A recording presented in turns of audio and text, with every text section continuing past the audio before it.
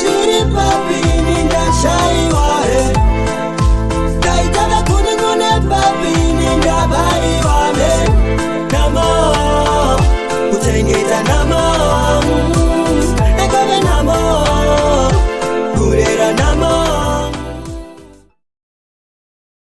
Bonjour, mbote binga na binene sotu ba bolinga kama mama ile nitu na pesi bino ba mbote ba ebwe ma vimpi muko wazima. Est-ce que vous allez bien? Bonne santé, bonne journée. Ah na pote pe mali le binga yo bonne journée. Est-ce que bolamuki bien?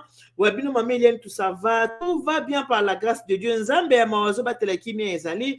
Et vous de votre côté c'est comment? Est-ce que boza bien? Ce qui boza malamu to pesa ka nzambe merci parce que kola kolamka eza habitude de la vie ne nous appartient pas. Ce que to la li to la muki baka kopesa nzambe merci parce que na mukolo lelo ezapela mingi batiki biso bango bazui grâce au te biso ezaka likambo ngolu ezaka grâce oyo nzambe asali biso poto koka komona na mukolo lelo tokoka pe koyoka na mingongo na mukolo ya lelo toko solola ne to mesela ko solanga na bino to mesela ko sa mingi makambo na biso mabala to na concept na biso préparer pour le mariage parfois to solola de tout et de rien mais mingi to na concept to kwataka mingi na makambo oyo etalaka émission na biso ya Hélène Nitu TV. Ndeko soza mbala na liboso na kosenga na s'abonner na Hélène Nitu TV. Après avoir ko s'abonner, ou activer cloche de notification pour que vous soyez notifié à chaque fois que émission en sika et ko kota na kati ya chaîne na biso. Lelo to kosola makambo ya baninga tokosola makambo ya mabala tokosola makambo ya camarade. Est-ce que moninga nyoso tozalaka na zaka moninga? Est-ce que camarade na yo azalaka penza vrai na yo? Parce que lelo eza na bato mosusu ba koti na ba problème na bambeba kaka point na ba faux amis. Le faux ami hein, donc faux amis parce que là on va parler de faux amis ou de faux amis. OK? Ba camarade kaka ya mabe eza na bato mosusu ba relation na bango koti mai ba relation ya baby mabala ekufi kaka pona baninga ya lokuta baninga o bazalaka vrai te ba vrai en tout cas nzambe abombaka mitema ya bato to yebaka penza moto malamu koyeba ye eza facilité mais quand même bayebaka moto na bizaleli mais bien que ba mosusu bizaleli pe ba bomba koyeba te mais en tout cas bon que voulez-vous. La vie elle est faite ainsi. Toko sali kamumu etali libala ndenge nini yo koki kozaleki na yo okabaye na mobali ya moninga na yo moto benge camarade ton ami ta copine obozalaka na ye bomelaka boliaka etu yo kamati okeko kabaye na mobali okamati ndeko na yo okabie na mobali ya moninga na yo lango to bi les fausses habits yango baninga moninga nyo soza moninga te mais avant to kota na kati vraiment biso na biso to kota na publicité na biso ya Toronto City VIP de Maluku awa toza na mboka na biso ya libanda na mboka poto botala malini ne etumisa biso soki tosali misala tolingami kozonga na mboka na biso Congo hein notre terre natale tozonga na mboka na biso alors tosaka ba économie pona koyeba kosoma mwa bisika na mboka na biso ya Congo naza na place moko na site moko ya bien ona koyiko orienter bino et pas yoka na koyiko yebisa bino bokoka kosomba ba mapango na bino soko zimbongo na yo na mwa talo muke okei osombi lopango na yo na Congo otongi parce que kotonga na mboka na biso na mabele ya bankoko eza eloko moko ya malamu alors nazo la kisa bino Toronto City VIP de Maluku bino mo pe bomonanga mama ile ya nitu nga moko na kende tina site wana na la Sabino Toronto City VIP de Maluku et permettre bino boko kosomba balopango na kati ya mboka Congo ba papier nyoso za cadastre nyoso za vraiment OK papa Willy Mafula asala vraiment mosala ya kitoko.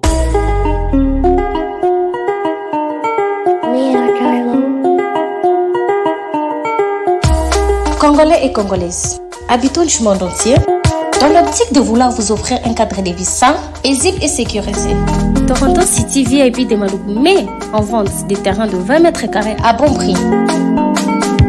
Ces terrains bénéficieront de l'eau potable, l'électricité et des voies gravelleuses.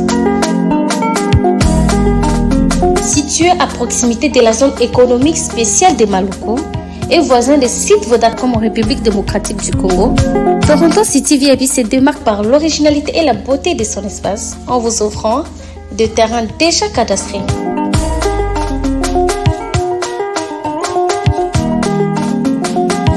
Biso Toronto City VIP de Maluku. Toza non loin en zone économique, pene ya cité Vodacom. Toza awana ba parcelle il y a 20 mètres carrés na talo malamu. Possibilité de paiement cash ou par échéance. Pour plus d'informations, contactez Papa Willy Mafula au +1 905 730 15 40.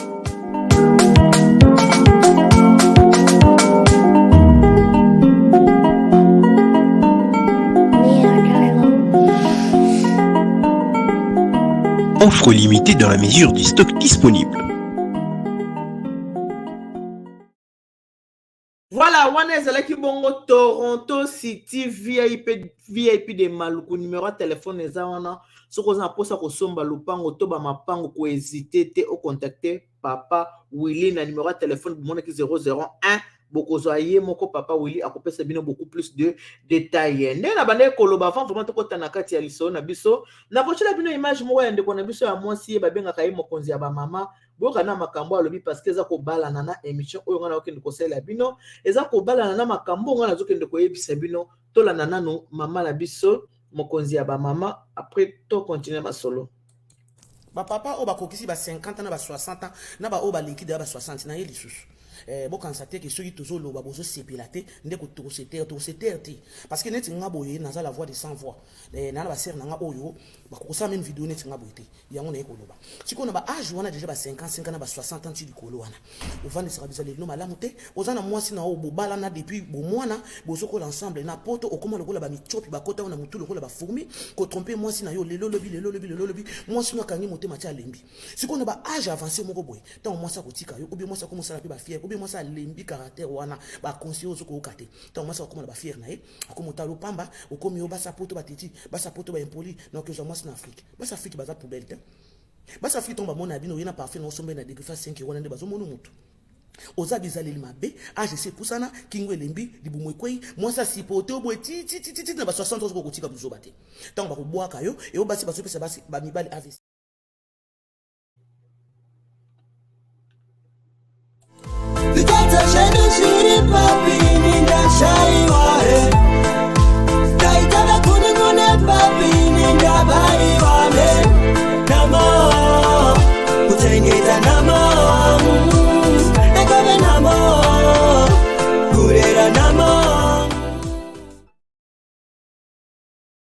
Ezala ndeko moko ya mwasi abenga po ayebisa ngai ke mobali na ye azwi mwasi na Afrique, mwasi oyo azali cousine ya camarade na ye, cousine ya camarade baninga mibale bazalaka ana poto moko akamati ateki cousine na ye epai ya mobali ya camarade na ye. Botala niveau ya mokili, ateki ndeko na ye, ateki mwana mama leki na ye epai ya mobali ya camarade na ye. Kaka ndenge ndeko uti koloba mobali oza déjà na 50 ans oza déjà na demi-siècle. Ndenge ndeko na biso uti koloba suki ya pembe déjà bimi po bato musu bakanisa solo biso suki ya pembe eza injure. Non, suki ya pembe eza normal, suki ya pembe eza injure te. Ba eza na bato musu oza na jeune ana na 30 ans asa koma déjà na suki ya pembe mutu mobimba. Eza ndenge nzamba asali mutu me mingi suki ya pembe ekomaka na mutu akoli ekomaka loko eza ba symbole moko ya sagesse. Koma yo camarade ozwa cousine na yo oteka ye epai ya mobali ya camarade na yo. Yango bandeko faut osala très attention. Mwana mwasi oyo baki kozwa na Congo baye na ye na poto, mobali abali na Congo ye na poto me bazana mwasi na ye awa na kati ya ndako. Mais quand même, camarade à se permettre koteka mobali ya camarade na ye pa ya cousine na ye.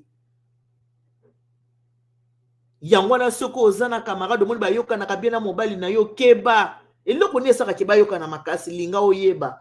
Soki relation euta na yo to ute pa na ye, il faut koyeba ba yoka na kamakasi ndenge wana pourquoi.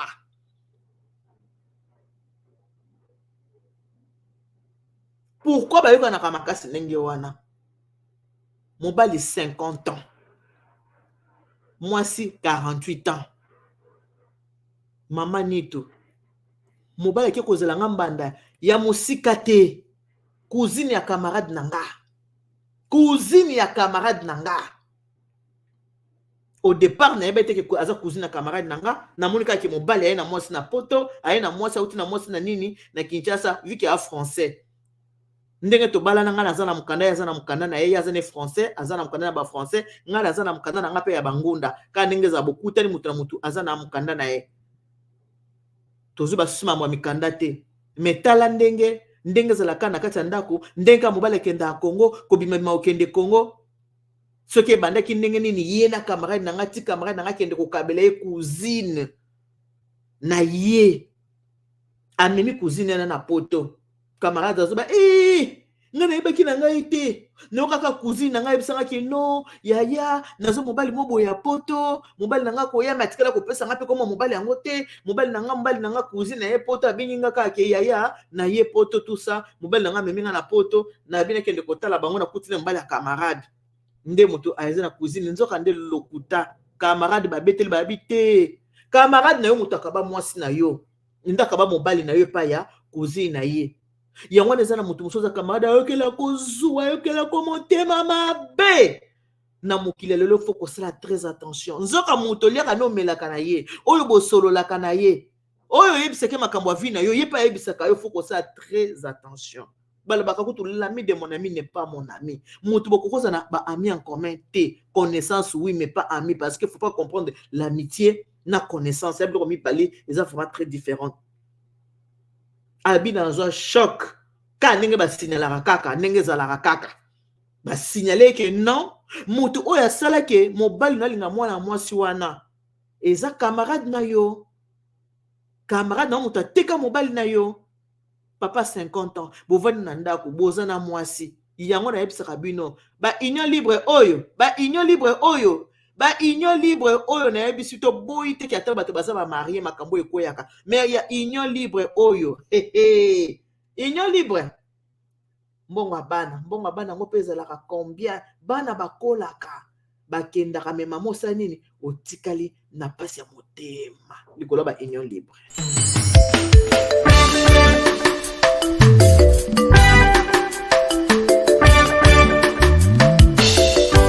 Service traiteur La Providence, Maman Eliane Nitou.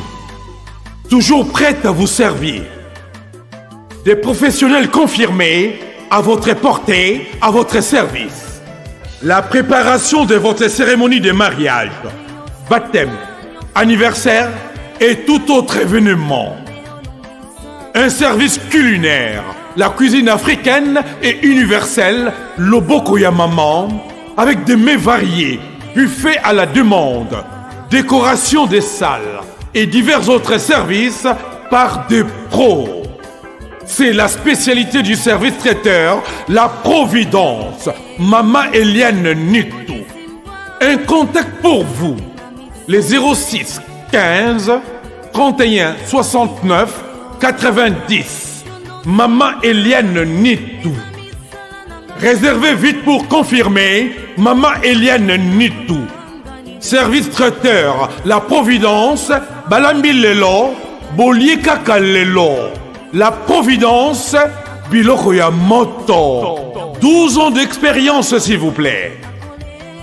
Toujours à votre service et merci de votre confiance. La Providence toujours. La Providence Kaka. La Providence pour tous. Maman Eliane Nitou. Gloire à Dieu.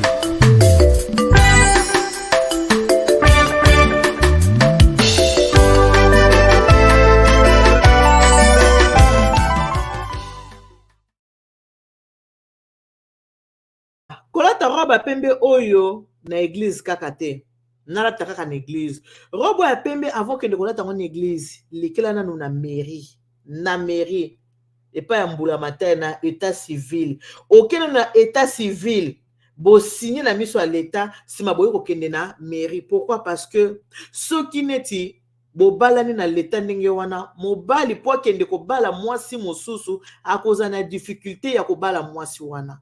Akokoka kobala ete kokende na baventure na ndenge ya famille parce que ba congolais bazake ayebi peut-être que mobali aza na ye marié a bala mwasi penza na famille akamati pe côté museke pesa pe monga libala bandimi pe surtout kuti ba famille mo un peu domini moi koko seza na kati ba boya kate bandima kana bango tozo ka monga libala o libala il faut qu'il est en bonne due forme bo bani na fiançailles boke na dot boke na face boke na prédot boke na dot boke na mairie si maintenant boke na bénédiction nuptiale maman oyo ndeko oyo camarade na ya te soki mobali na ye pa ya cousine na ye soki mobali wana azalaka marie na mokanda mwana mwasi yanga alongwa Kinshasa te ke aya na poto mais soki alongwa Kinshasa ye na poto parce que ye mobali aki kobala mwana mwasi ya parti ambassade kuna na Congo bapesi mokanda permettre sa nini amata poto aye poto tala siko mwasi avandi deja na kati ya ndako ya libala mobali na 50 ans mwasi aza na 48 ans tala siko mwasi oyo po aza na mokanda na ndenge na ye mobali aza na mokanda na ndenge na ye mobali aki kobala siko bokobenge su mwasi libala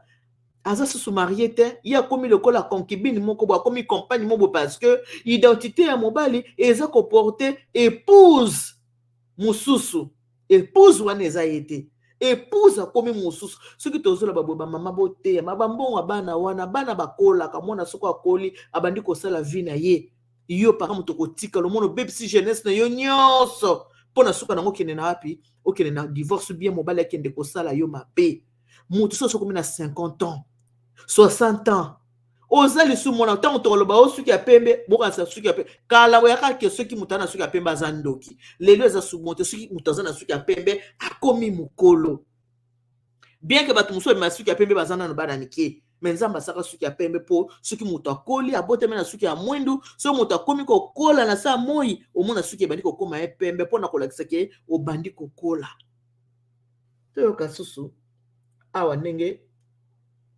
makambo ya bakamarade oyo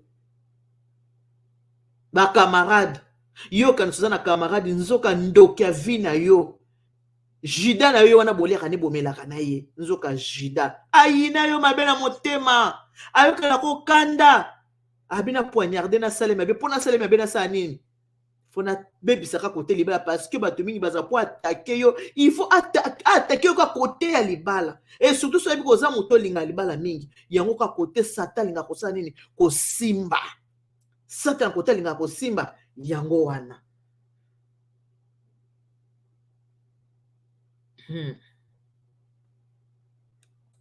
Et la dernière personne à qui il faut faire attention, ce sont les gens, quand tu les amènes dans tes relations, ils deviennent plus amis à tes amis que toi-même.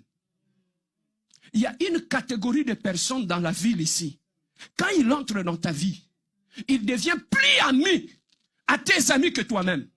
Mais pourquoi il devient plus ami? C'est pour te critiquer derrière ton dos. Il entre dans tes relations. Tu vas trouver que c'est moi qui lui avais présenté Jean-Pierre, non? Mais comment il commence à aller manger le macos dans le sous-sol? Et tu vas trouver que dans leur conversation, ils ne parlent que de toi.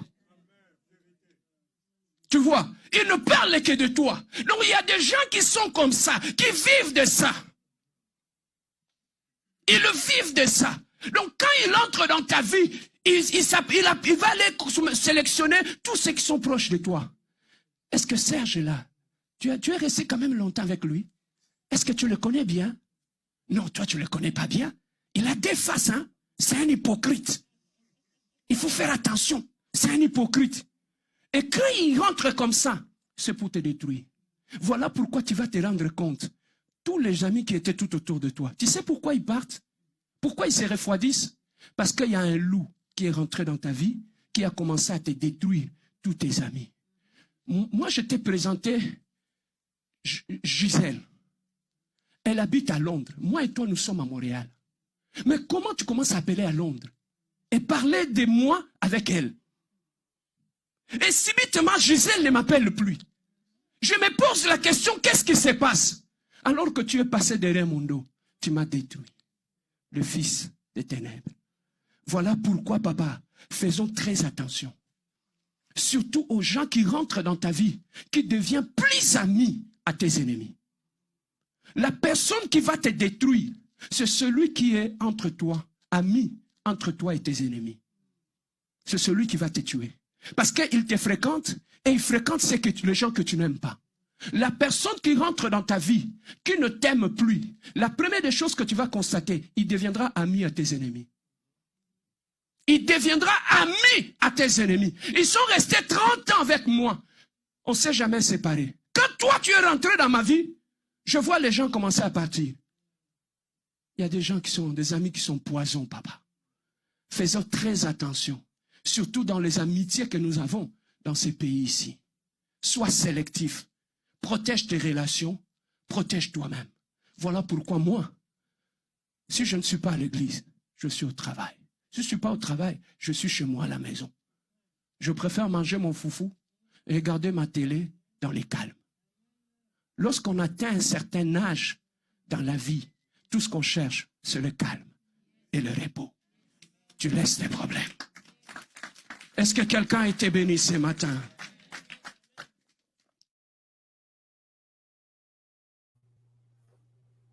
Eza na ba âge moko elingaka su ba problème te.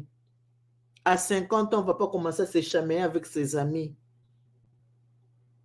À 55 ans, on ne peut pas commencer à avoir des problèmes avec qui on a mangé ensemble, avec qui on a voyagé ensemble, avec qui on a pleuré ensemble. Non.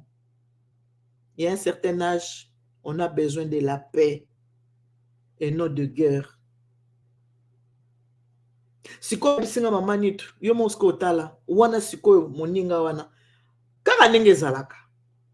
Yana mutu atekaki mesh, ayebisi abi mais non. Mutu ateki mobali na yo, eza camarade na yo. Cousine na ye azaka na Kinshasa. Cousine aka na Kinshasa. Ayebi mobali na on nini. Nani apesi numéro ya téléphone? Nani apesi téléphone ya mobali na pa ya cousine? Mais comment koko se les akaka kwa yu moko beti kama ino mosinzo ki bombanda bazoka mobali ya muto oyebi te mobali akoza na ye marié aye na ye kolinga yo oyebi na ye te mbali pe bayaka na lukuta ote bon omoni na bala na ngate oza na mwasi oui na nga na moto bala na biso te eza ko empêcher ngate na linga na nga mwasi eza na ngo normal olingi mobali oyo ata aza na mwasi mais ba bala na kina bango te baza copain copine parce que mibali batambola katambola kakoza na bango 5 azana ye kuna azotala kana na oza na comportement bien pona tika ni libela pona bala mibali c'est comme ça qu'il se comporte mwasi na kana fiancé moko mobali ko na ba fiancé ta 4 azo jouer na comportement na robala nani oza na comportement ya malamu c'est ça les hommes. Mobali o soki kolinga mobali yebi ne mwasi nete boyebanaki na ete ya problème te mais soki kolinga mobali o yebi mwasi na ye boyebanaki wana nde komi problème parce que boyebani sikoyo oyo eza lokwa ye moko abeti camarade na ye mosinzo po oyo yebi camarade na aza marié et comme ndenge nyonso numéro ya téléphone ya cousine na yo opesa pa ya mobali ya camarade na yo soki relation oyo ozaka na mobali ya camarade na yo eza penza c'est une relation très profonde hein? Et bani ndenge nini ozala pire ya nani ya mobali ya camarade na yo otubi moninga mbeli na mkongote me na motema abi mama Eliane biso toza biso bato ba internet te kena leka na internet na koloba eza biloko moko ya komisambusa pe na koleka na internet te pona banda kobeta liso mobile na ngai ndenga aza wana akende kolinga cousine na camarade na nga je ne peux pas le faire voilà pourquoi na ye pa na yo mama e mingi osaka makambo mabala na ye kobeta lisolo yo po beta ke soko oza na camarade zala na ba limite limiter conversation na camarade na yo soko oza na ami na yo limiter conversation o etali kati ya ndako noko yebisa ete parce que ce que omoni mobali aza trop ami na camarade na yo makambo basololaka yo yebite ekoki kozala peut-être ba défaut ya mwasi aza na kati ya ndako makambo za mwasi na kati ya ndako basololaka ngona mobali wana na mobali ya camarade na ye tiba koma na niveau kabela ye cousine na ye cousine a été na poto. Qu'est-ce qui s'est passé? Et le connaît les na kati wana. Mutu pa vandi na ya sali semblant hypocrite. O nga na yeba ki na ngate camarade na ne leki na ngai bisinga rake azu mobali mo a poto tango komi poto ke ya na ye poto na ke kotala mobali nde na ye ko découvrir ke mobali yango ezande mobali na yo nga na yeba kite. Lovono muto lokuta mutema mabe. Yiye moko ateki. Boyebi mingi mbali ne bazaka bakenda Kinshasa ko memela cousine nga memela leki nga memela biloko tanga koma kuna pesa numéro téléphone mama soki ozomona moninga opesa memela leki nga lo bazala moi mobile akende kotika mobile soki eza ya moi sinde kolinga te boya so camarade nazo pesa leki nga ko ya kozwati leki yango ya mwana mwasi kolinga te boya na yo boya kolinga te parce que mitema ya bato le cœur de l'homme est tellement mauvais. Nzamba sala ka mokili yeko regretter pourquoi na sali bato fana vana kana bibole na kana banyama na kana banzete na sali bato pona nini mokili ya bato nzamba saleza malamu biso bato nde toza bato mabe refaire la vie à 50 ans ya facilité bon problème ezate ndenga lingi mwasi wana abaliye ayene na poto ba vivre si mobali olingi na 50 ans déjà machine pesa susuma daga te Na 50 ans déjà, moi, tindika tchaka, comme on peut y avoir Viagra. Et comme il faut comme la mondongo, il faut comme la tangawisi, il faut que vous surtout sous 60 ans, pire les sous. Et à Bajette, et ben de la vieillesse, c'est à mobile, 50 ans. Moi, si dans 50 ans, moi, ça l'a la ranée, mais toi, mobile, n'a mon arapas, il y a kende gauche, kende droite, kende gauche, kende droite. Kende gauche, kende droite, kende gauche, mobile, n'a mon arapas, on a ma casse, par rapport à moi, c'est qu'on a un égal au poulet fumé, hein. Il m'a dit, nango kaka. Bundana nango. Et voilà, faut que yeba ndenge oh papa wuti côté que comment na moto zo vanda bien na ba ningaza bien na batunaye. Metango ko zo yoka push pembe na batunaye mutu bandu kikime moko. Okomona yuzu relation ya mutu, conversation komika ka kombo ya mutu wana. Eza malamu te bandeko eza mabe, ce n'est pas bien. Faut que tika ba comportement oya boy, ce n'est pas bien. Eza malamu te soko yebi mutu na sima mutu zala na limite okende koma plus amina mutu wana te po yebi ete balakiso ye ko lakisa zala na limite balakiso ye ko lakisa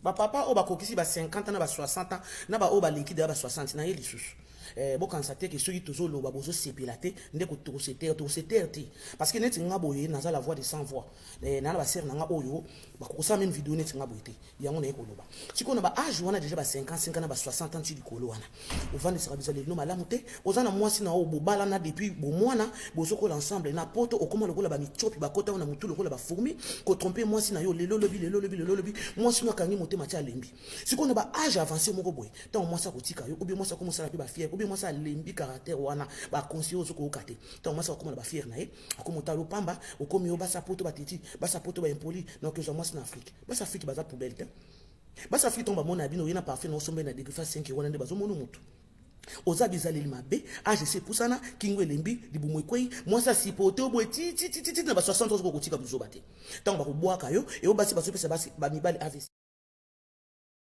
Voilà, tant que vous boire comme yo, basi baza mabe mibali yo basi baboya kabino faut ba question qui moi c'est supporter alembi ati kwa tana ki mobangi mukolo ko kufa ozanga na mutakolelo na muto ambeto ati kwa tana ki mobangi mukolo ko kufa ozanga na mutakolelo na muto ambeto o azana ba souvenir te po o ju le lolobi bo construire vie ensemble te moi yebo penza malamu ezate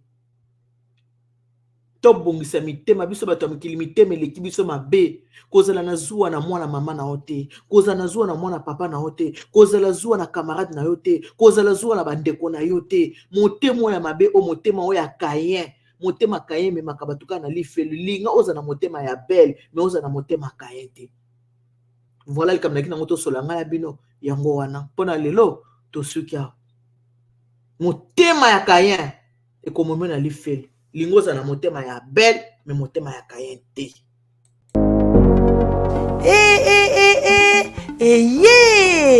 nini lisusu Toroto City VIP de Maluku lisusu banaki bana braza pe partout na mokili mobimba Toroto City VIP de Maluku na 5 minutes ya Grand Fleuve Congo. Ndeko papa, ndeko mama, mwana poto, olingi otonga ndako na yo na bisika ya kimia, olingi opema malamu, Toroto City VIP de Maluku, ye wana po na bino ezali kote kamabele ya 20 mètres sur 20, na telo moke ya papa Wana poto, ba diaspora nyonso, olingi s'investir na mboka na yo. Toroto City VIP de Maluku epesa to ezoteka ba espace kitoko toza 5 minutes ya mai atuni tala lo bansa mutema yoko koma place oza ndenge nini tolonga kolongwa place Lazare tio mona presse to pasola nzela tala ngai muninga mbongo mukie mena panika wana 20 sur 20 olingi oliambisi ba fruit na talo moke Kimambango welela zwa mabele na yo na Toronto City VIP de Maluku. Tozali pembeni ya zone économique ya Maluku, pe pembeni ya cité Vodacom. Pona ozwa esika na yo na Toronto City VIP de Maluku, eza simple. Benga Papa Willy Mafuta na numéro oyo +1 90 57 30 15 40. Toronto City VIP de Maluku. Esika esengeli pona moto nyonso apema na kimia e. Bana poto, venez voir Toronto City VIP de Maluku et vous allez être voisin de tout ça. Vous allez vivre tout ça. C'est formidable, c'est tout simplement formidable. Wow.